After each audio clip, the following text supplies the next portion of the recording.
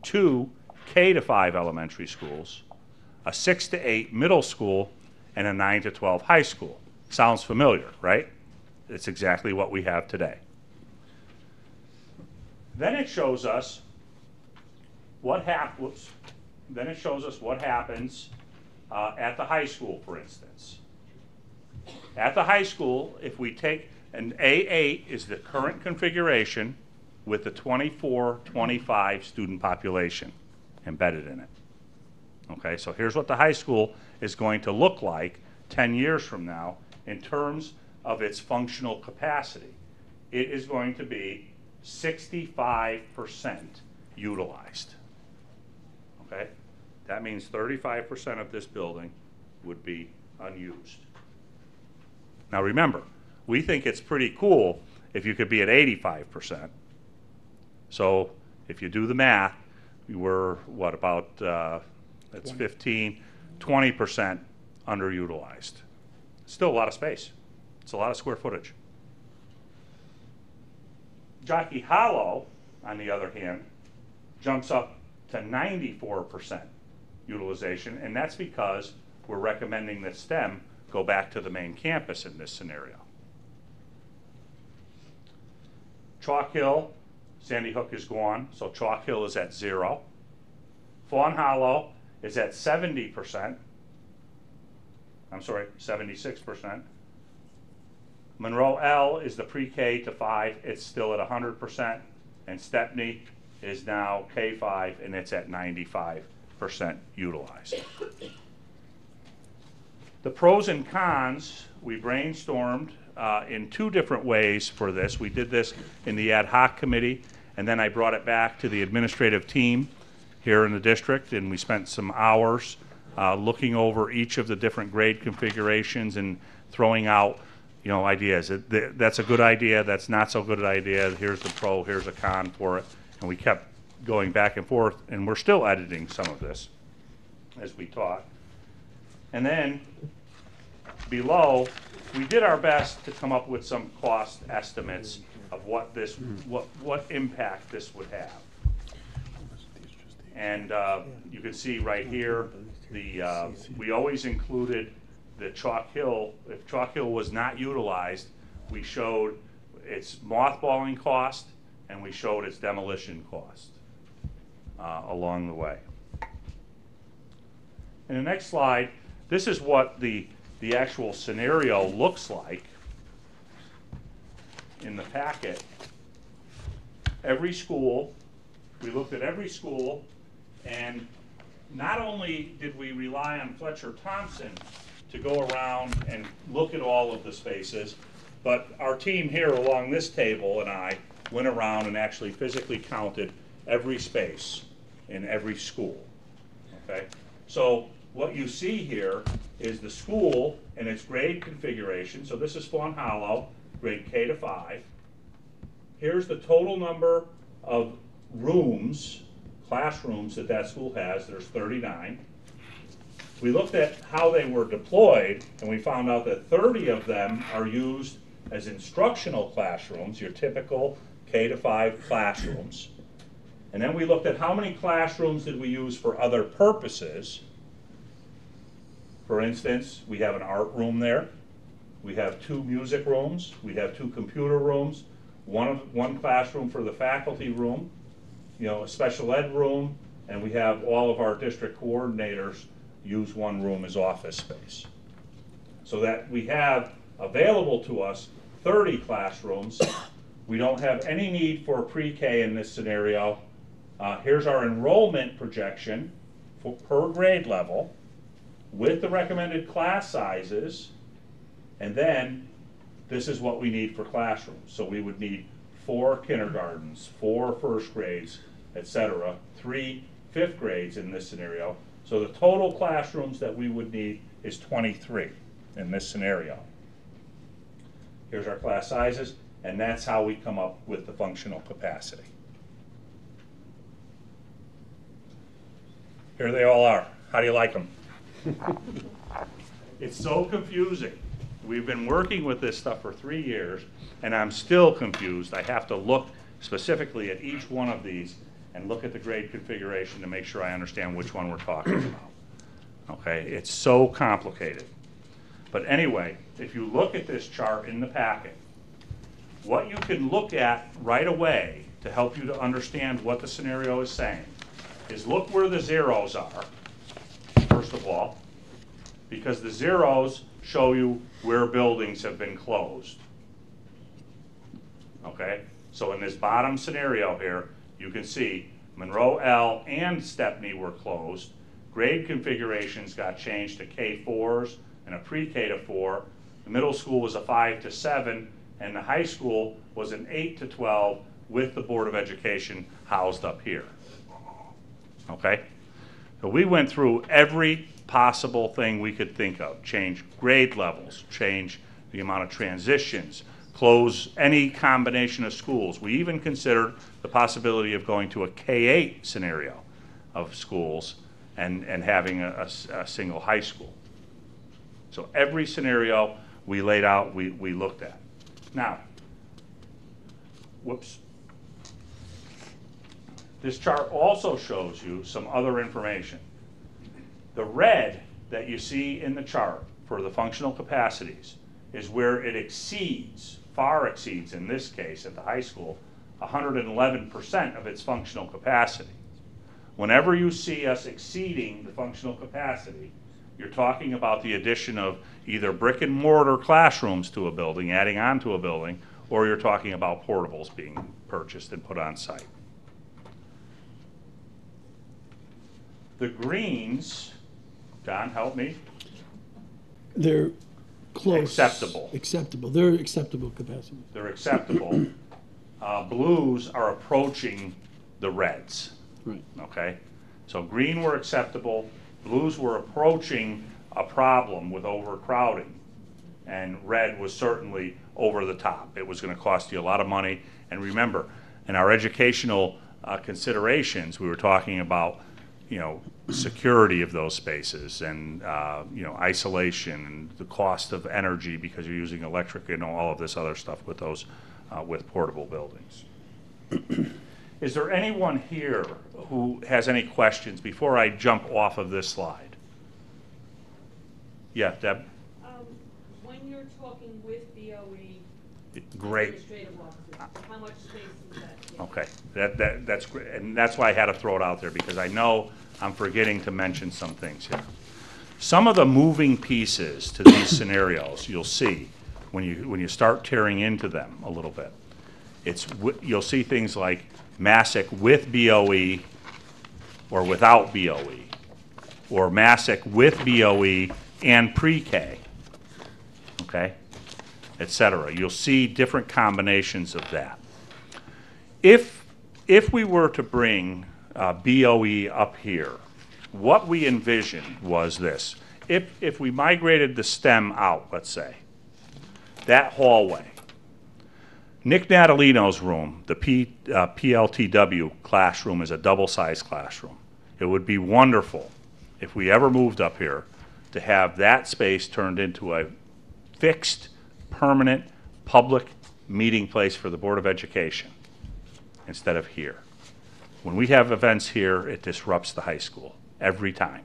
Every time we're in here, we disrupt AP testing. Last spring, it was a disaster how many times we had to have, you know, 3 and 4 or 5 custodians working, reshuffling, tear it down after the public budget hearing, et cetera, and then reset it up for the AP testing the next morning, and it becomes space that's not available to the high school programming. And then I think we figured about 8 classrooms. Am I right with the 8, John? 7. Seven classrooms in addition to the PLTW room, right? Then with the pre-K, and we'll talk a little bit more about this in a second, taking the pre-K out of Monroe Elementary School becomes a very strong consideration too, because it gives Monroe L a little bit of flexibility from that 100% capacity issue on the one hand. But having pre-K up here, it was originally up here. And when it was up here, we had high school programming for those kids that were interested in maybe early childhood or education to work with our pre-K students. So we could actually enhance the offerings here at the high school if we were to have pre-K up in this facility. And we designated 4 rooms for pre-K, not because we anticipated growing the program, but because right now, the reason we're doing it in 2 rooms is because we have no other choice, okay? We're shoehorned, 3 rooms, I'm sorry. We're shoehorned in that space now, and if we had the flexibility, and you'll see that on the scenarios, whenever we have a scenario where pre-K is moved someplace, we designate 4 rooms for it. Does that answer your question, Deb? Thank you. That was a good point. The only Jim? other one was alternative ed. Okay, alternative ed, it's another one of those moving pieces. Great question, and thanks for the reminder. Right now, we are leasing space in, what plaza is that? The Tollgate. Tollgate, right? Tollgate Plaza, okay, so pretty far up 25 from here. We're paying about $50,000 a year right now in rent there, and it's a net lease, so we're paying another $15,000 or so in utilities and other things that go along with it. Just about every expense that's there is Everything is ours. Yeah. Anything that's inside the building is our responsibility. right. So any opportunity that we could find to bring alternative ed back to one of our schools, we would look for that opportunity. And you'll see in some cases, if we took BOE out of where we currently are housed and came up here, the alternative might be to put alternative ed on the 2nd floor of Monroe Elementary School, which is a great solution because it really is 2 distinct places, even though it's on the same campus and in the same building. So there's some savings that we might get from that possible situation as well. So what did the ad hoc committee do? Jim, there's a couple Oh, I'm sorry, Frank. Back to that slide. Yep. Scenario, for example, D1 doesn't indicate STEM being anywhere. Was that considering eliminating the STEM program, or is that just absent for another reason? D1, D1 is because we split 6th grade and 7th and 8th grade. Right. So we said it could be one team of STEM in 7th and 8th grade, but in 6th grade, it's going to be like an elementary school. So we wouldn't have the opportunity to have like a STEM program. right. So So- we'd be eliminating the STEM For program. 6th grade, yeah, For for 6th 6th grade. And Right, but retaining it for, For 7 and 8, like teams at the main campus. is there a difference in the classroom needs for the STEM program as opposed to the traditional curriculum?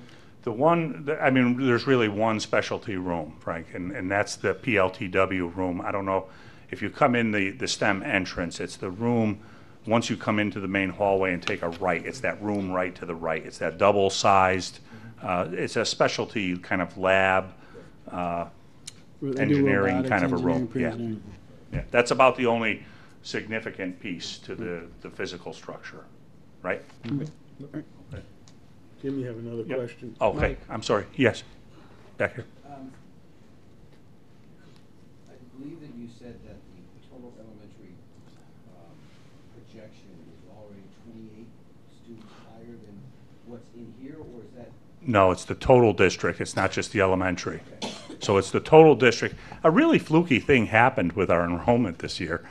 We picked up something like 11 I think it was 7, how many was it, I Steve? think it was 17 in 17 11th grade. in 11th grade for some reason, right, Joe? I mean, it's just a peculiarity. Usually you don't have families move when they have kids at that level, but we do have a little bubble there. So, but the 28 kids is spread over the whole thing. That is not reflected in these numbers. We didn't use these numbers because these were just the October 1 enrollment that I'm referring to with the 28 above the projection. Okay? Mike? Yeah, just as far as all these scenarios, you said the financial impact. Is there any spreadsheet of the listing of all that kind of broken down? I mean, I see. If you look at appendix, But I don't see a total, and I don't see a We d- comparison by piece by piece. we don't have it totaled, okay? If you look in Appendix A, Mike, Appendix A, why don't we go to Appendix A, everybody, and let's pull up let's pull up slide A8C. A8C, if you could find that. If somebody could tell us what page that's on, that would be great.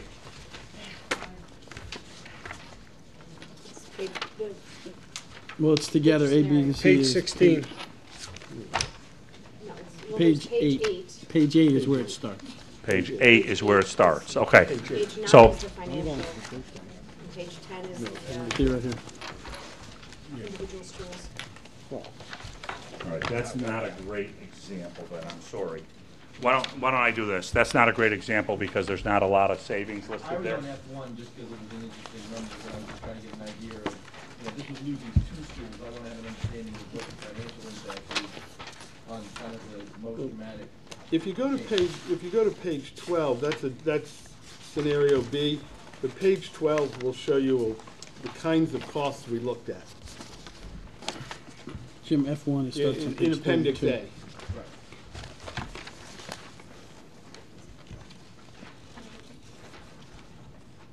And just one more, just a little more detail on the, I know you've got certified and nurses, is this total cost or just salary cost? Gabby, did Sorry, we? what, are we looking at B or are we looking at F? No, let's look at page 12. Look at Okay. page I 12. just want to know where I'm looking, so I give the right answer. Sorry. It's like the same number. So, for where it says Monroe L staff savings, custodial is pretty self-explanatory. Custodial, nurses, secretarial, our secretarial staff, we said 2.5. Does it Right, my include question is, benefits? just salary number, or is that an all inclusive? It's salary numbers because, I you mean, have benefits that are gonna add Right. 25 or 30%. right, again, it depends on, well, it's going to depend because it's going to depend on if a person is, family or single. It's going to depend on where healthcare costs go in 5 It's years-ish. gonna be 30 to 35. Yeah. As I said, we took a stab at the numbers. It's not, Sorry, we're not being as precise as we probably would want to be. I mean, if we looked at the bottom of that page, Mike, on page 12, you have the purchase price. Look at the variation we have in purchase price for portables, anywhere from $270,000 to $750,000. And it really depends on what kind of equipment you go out there and spec and buy. The range is that wide. And then you have installation costs and you have, other costs that are buried in there. So this was not to be, like a deciding factor as much as an indicator of where our thinking is of efficiencies can be made, okay? The other thing, Mike, is on all the salary costs, those are current salaries. Obviously, there may be increases in the future. I just don't want to put them on a piece of paper at this point.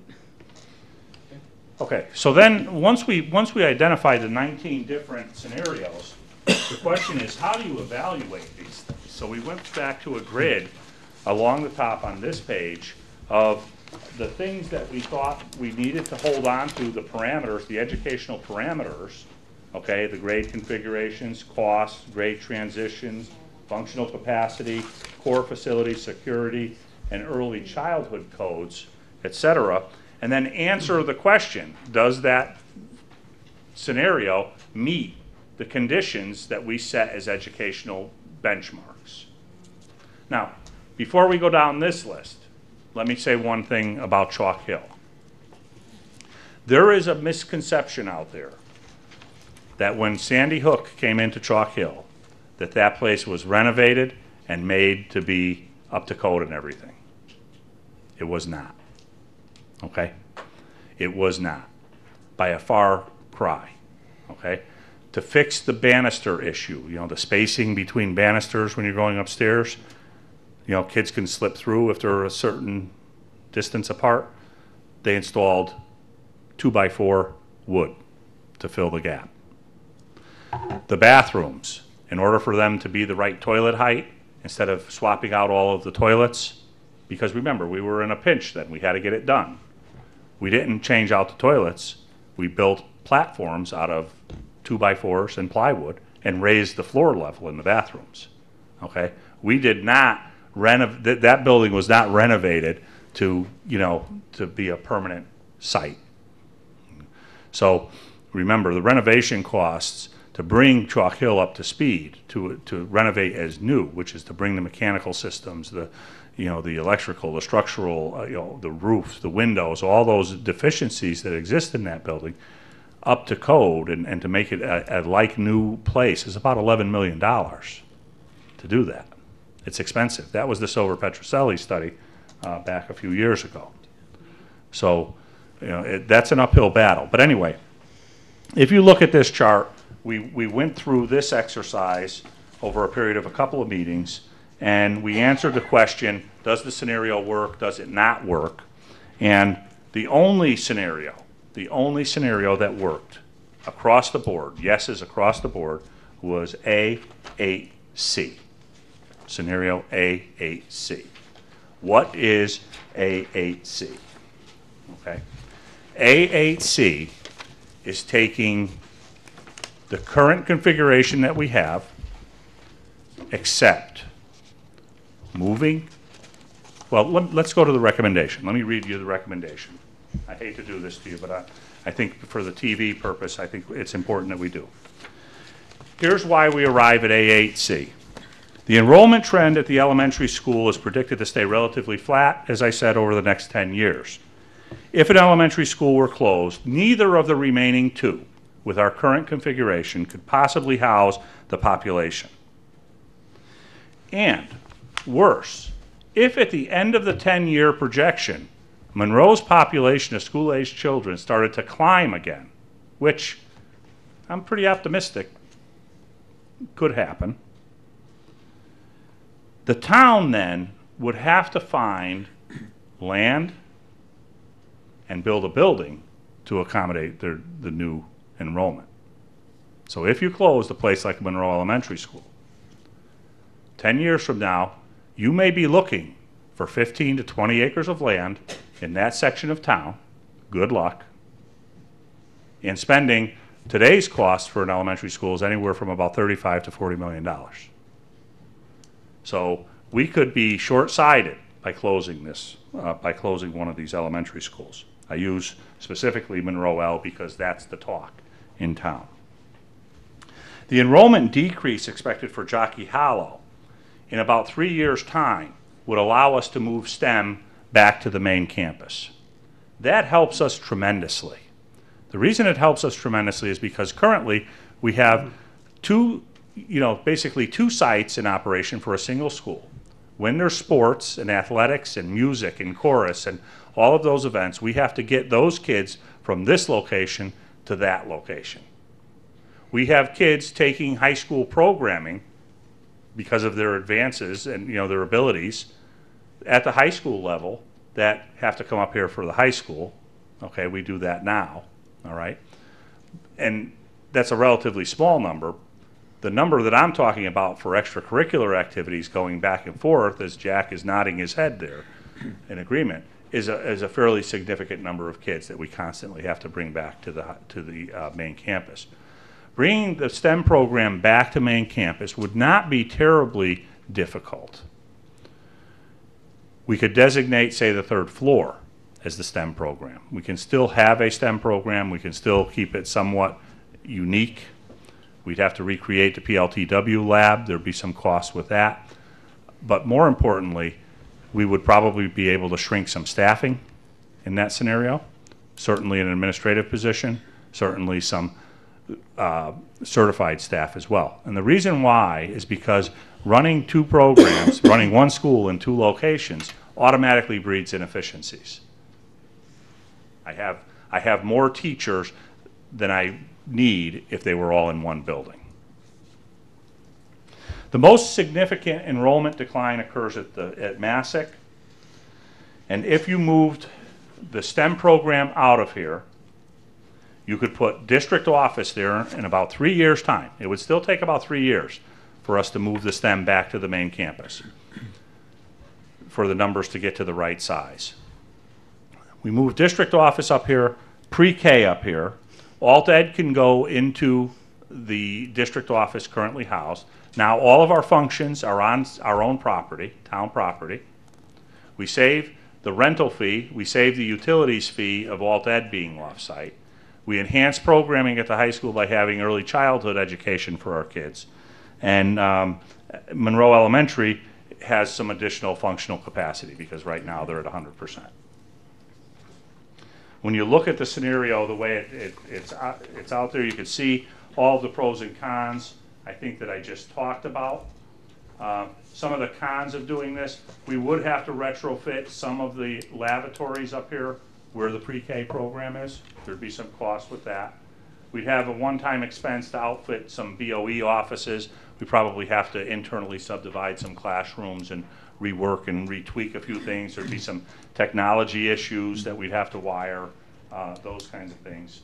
But on the plus side, all the functions are on our property. We can balance students better. All the 6th to 8th graders are together. Enhanced programming at Massac. We have a professional development space with that BOE designated room, meeting room right here. Reasonable number of transitions, it stays the same. We don't have to deal with renovating Chalk Hill. And I think I said the others. Yes. Some of the cost estimates here, you know, again, we always throw in the Chalk Hill mothballing and demolition. We don't know what a potential revenue that Chalk Hill can generate. We suspect that there might be some revenue that could be had out there, but we don't know what that is yet. In this scenario, you know, when Sandy Hook leaves, we'll be where we were 3 years ago, having that conversation again of what to do with Chalk Hill. The alt ed savings of 65, administrative savings of 145, certified staff of about 203, and then the 10-month secretarial position at about 35.7, and then we have those one-time expenses for booting things up, which we don't have listed here.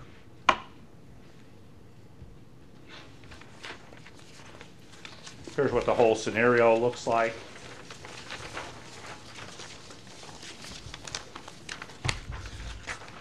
All of the documents, as I said earlier, are on our website. We will be continually updating them as we find errors. As we found some today, we fix them. So if you need to check anything, please use the website and not the dead trees that we handed out to everybody. Questions? Yes, Dan? Could you come up with an estimate as to what the cost would be for moving the Board of Ed up here, moving the various components around? We said I don't think we got that detailed yet. we thought maybe pre-K, maybe $45,000 with retrofitting the bathrooms. That's right, we and threw a moving. number on the plumbing there. Yeah, the Board of Ed space, We could do a lot of internally, we thought. we could do a lot of that internally, so probably half that, you know, maybe 20 grand-ish. One of the things that we would leave in its current location, we would recommend leaving in its current location, is what's out in back of Monroe L, and that is the nerve center, our technology center in the stone building back there, because the cost of moving that facility anywhere over time is Speculation, yeah, 200 to 250. Yeah. I think last time we talked about it was about $250,000. $250,000. okay. Data center, yeah. It would be a massive endeavor to move that function out of that building. So that would be a cost, that, you know, if Monroe L ever were to be eliminated, that would be a cost that you'd have to contend with on our side as well. Yep. The utilization percentages that you show on the scenarios Right. table, is that including or excluding these portable classrooms? Excluding. Excluding. Excluding. Right. Yep. Right. Yeah, once you get to the 100%, then we figured out how many more classrooms would we need to stay within the parameters of the board, of, you know, the recommended Board of Education class sizes. So what are the security issues with those? Well, you have another building that's not connected. So you know, if a child has to go to the nurse, they have to go outside. Or if you can connect that portable, which is a better way, okay, but you're adding additional surface area to the building, okay, if you can connect them. In most cases, you know, I'm seeing, as I drive around, you're lucky if you can connect the portables to the building because of setback regulations, things like that. More often than not, I see portables which are like a pod of portables off to the side. But aren't those portables typically temporary? There are portable buildings in Region 15 right now that were temporary when I got hired there in 1985. I can tell you almost 100%. I've never, well, I shouldn't say never. I have seen portables disappear once or twice in my career, but they usually become a permanent fixture. How do those schools compare to Monroe? I can't say. I'd have to dig into the data there. Trying to understand Yeah. the Yeah. economic financial ramification of Portables are not the answer. having a solution to That's the whole issue. long-term I mean, I've been doing all of the talking, and we have some people that have been, you know, we've been married for the past 3 years, talking these problems through. You know, I would invite any of our people up here to comment about the, you know, the process and the study. Yes, Steve? I'd just like to talk about the portables, because one of the other issues that hasn't been mentioned here tonight is they've got to go on some land. And so when you start talking about the school, start thinking about where you would put it and what land you would be taking up, especially if you're talking about elementary schools that don't have a lot of land. So there is that impact. You might, if you put portables up here, you would take a ball field. There's an impact. So it's not just the security and the fact that they're outside and all those issues, but you have to think about what building you're talking about and what the impact of taking that land would be. Anyone else? Yeah, maybe I can share a little bit, John, regarding the security with the portables. If you think about our buildings right now, we have main entrances with sally ports, we have video, we have staff reviewing the licenses of individuals entering the building. With those portables not being connected to the building, you lose all that. I mean, people can conceivably come straight up to the portable and enter. And when you look at the cost of connecting it to the building, cost goes up dramatically because there's engineering involved and There's many other- egress and right. other issues. They're tricky. Portables are tricky. Yeah, Mike? Oh, I'm sorry. And then Enid. Okay, Enid? I was gonna say, I work with student teachers from UB and Sacred Heart. When I go to schools with portable classrooms, it's the winter, and the kids have to go to the window, put their jacket on, because they don't have tunnels or the heated areas. Go outside to go to the bathroom, they come back in, take their jacket off. It's a disturbance, you know, for the students. My previous region, Region 16, Beacon Falls Elementary, Laurel Ledge Elementary School, was designed as a campus-style elementary school. So first grade had 4 classrooms in a building here, second grade had another, then the cafeteria and gym were over here. And so you had to go outside for every time you moved someplace. And if you think about it, a child gets sick in your class, right? You have to send 3 kids to the nurse because the kid that's sick needs an escort. The escort needs an escort back, right? Every time you know, think of the instructional time, especially with the younger kids.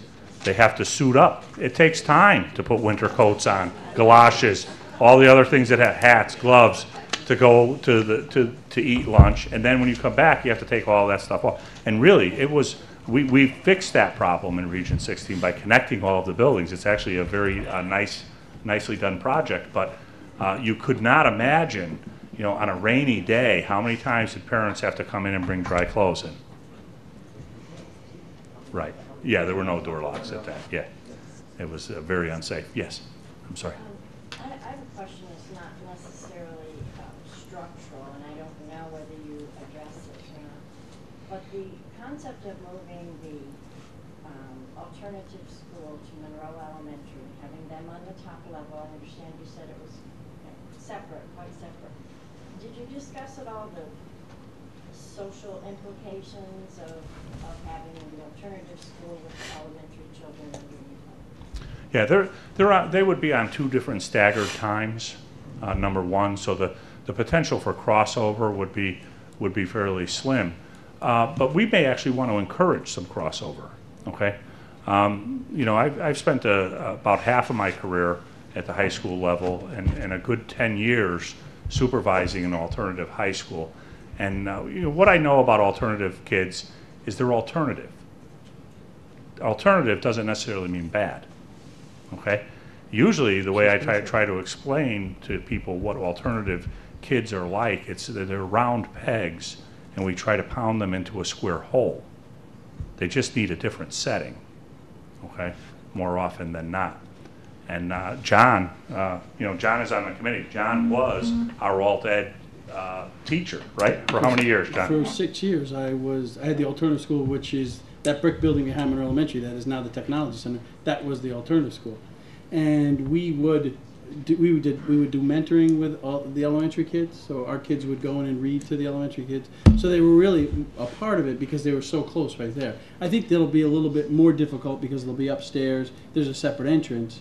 But I did it for 6 years. It was a very positive thing. Mr. Walsh was the principal, and I think was leery in the beginning about having that happen. But once everything got rolling, it was a very positive thing. We would be really involved with those kids. So I don't see it as much because of the space, the different space, but it really never was a problem, and it worked out well for both. Nick? What's alternative ed enrollment, and has it stayed static? Kay, I'm going to refer to you. What's our current number? We're at 22. And is that number pretty? It increases usually around January time and towards the end of the year. But we usually graduate some and bring some back in, so it's about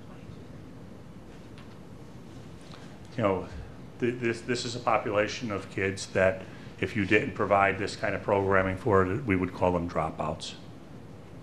They would not deal with, 1,000 or 1,100 kids in a traditional high school setting. Yeah, Mike? Just one more question on our scenarios page. Yep. The calculation of capacities, what year is that based on? Is that a current year number, a 5-year number? That's the 24-25 enrollment.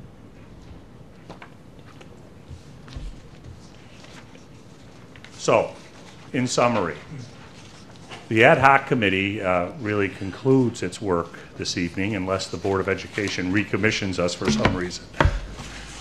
Give us a year off, will you? No, please, no. And what we're recommending is really the status quo for the most part, with some efficiencies down the road. 3 to 4 years out, start moving STEM back, start moving the Board of Ed and pre-K up to the high school, bring back alternative ed to the second floor of the Monroe Elementary School. We will continue, as we have in the past, to do our very best to make sure that our staffing ratios to our number of students are appropriate. We will look for reductions in efficiencies as we go along this still decline that we see ahead of us. And we will do everything we can to be fair and honest to the taxpayers and make this all work. But our advice to the town at this point is I think we may be short-sighted if we think about selling off any property. I think down the road, especially when you look around, I do a lot of driving around the neighborhoods and things, and there's not many sites that you would say, aha, there's a school site 10 years down the road, okay, that we could build or that we can buy and build on. Land is getting tighter. With only 352 or so residential build-out sites still available in town, we're pretty much getting close to the saturation point on the land that's available. So our recommendation, let's tough it out. Let's look for efficiencies as we go. The issue of Chalk Hill remains the issue of Chalk Hill. We're going to have to wrestle with that some more as a town. Maybe we do need to look at, Alan has been a strong proponent of trying to, get a place like CES or somebody interested in using that as an educational space on a long-term basis. And I did broach the subject with the superintendent of CES, and he said, oh, I need to think about that a little bit. So, we plant some seeds. Maybe we can find an appropriate use for Chalk Hill. But that's a whole separate conversation that has to happen within the town. I want to thank, in particular, my administrative team. I'm not going to thank them too much because they got to do what I have to do. No, I really want to thank these guys over here because of the tech support that they give me and all of the educational expertise that they give and the financial advice and all of that stuff. But it's really, the people that are volunteering from the town, the unsung heroes here, bearing with this project over a 3-year period, okay? John, Jeff, Steve, Sue, Alan have been there every meeting over and over and over again. Cindy and some of the other members. coming, and, you know, some of these discussions were tedious and lengthy, okay, and how to do this. But the data really guides our direction here, I think. The data speaks very, very loudly, and I would encourage everyone to please access the information. Give me a call or any of our administrators a call at any time if you have any questions about any of the work that's been done by the committee. And again, I'd like to thank all of the elected officials that come out yet another night to do what's right for the town of Monroe. Thank you.